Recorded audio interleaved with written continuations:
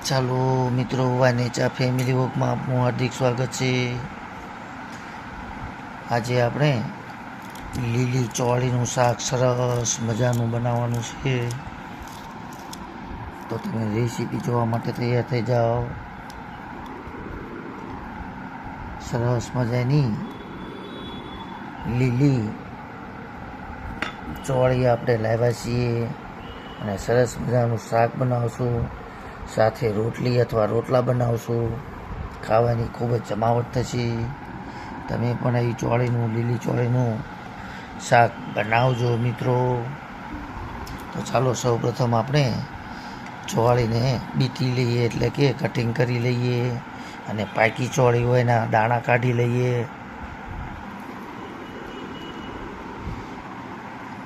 સરસ મજાનું તેનું શાક બનશે.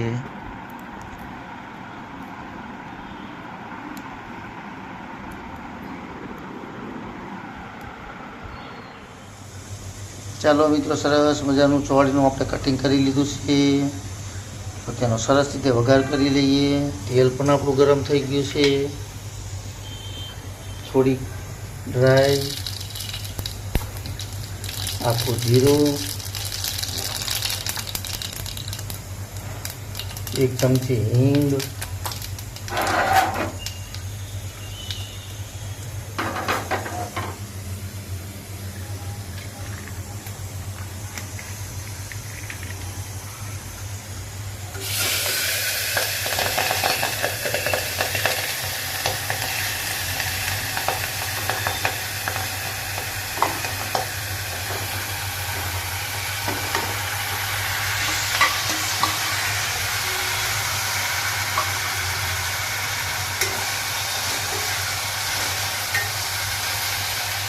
ખાવામાં ખૂબ જ સ્વાદિષ્ટ બનતું હોય છે આવું શાક.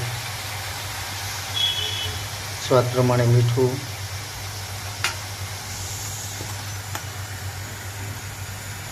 થોડીક હળદર, ધાણા જીરું,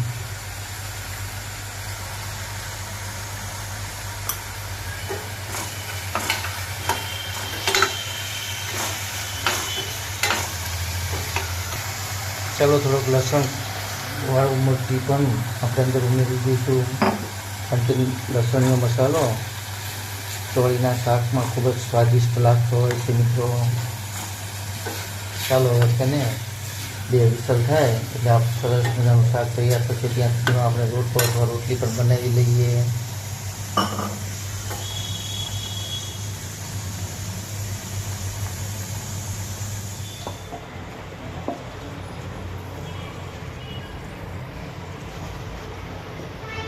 ચાલો મિત્રો, આપણા સરસ મજાનું ચોળીના શાક સાથે જમવા માટે બાજરીનો રોટલો આપણે બનાવી લઈએ.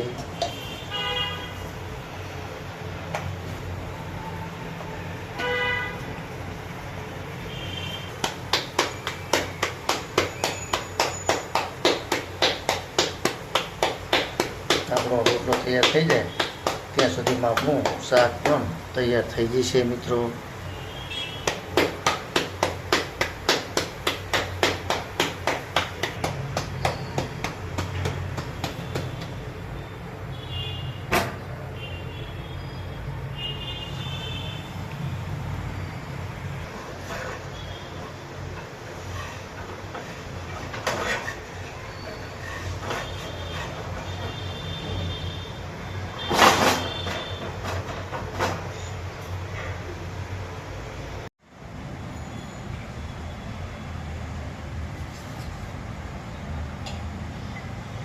ચાલો મિત્રો, તમે જોઈ રહ્યા છો સરસ મજાનું આપણું લીલી ચોળીનું શાક અને બાજરીનો બળીંગો તૈયાર થઈ ગયો છે મિત્રો.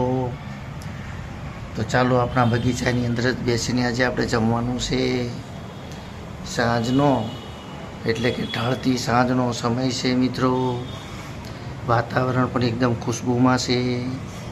સરસ મજાનો મંદ મંદ પવન પણ વહી રહ્યો છે મિત્રો. તો ચાલો આજને સરસ મજાનો બાજરીનો રોટલો તેમજ લીલી ચોળીનું સરસ મજાનું શાક છે. ખાવાની જમાવટ છે. સાથે સાથે આપણે વાતાવરણનો પણ આનંદ માણવાનો છે મિત્રો. કેવી લાગી તમને મારી આ રેસીપી? જો તમને આ રેસીપી પસંદ આવતી હોય તો મિત્રો ચોક્કસથી લાઈક શેર કરવાનું ચોક્કસથી રાખજો, કે જેથી કરીને હું તમને આવા નવા સરસ મજાના શાક તેમજ બાજરીના રોટલા જેવી રેસીપી બતાવતો રહીશ મિત્રો. જય યોગેશ્વર ભગવાન, જય માતાજી.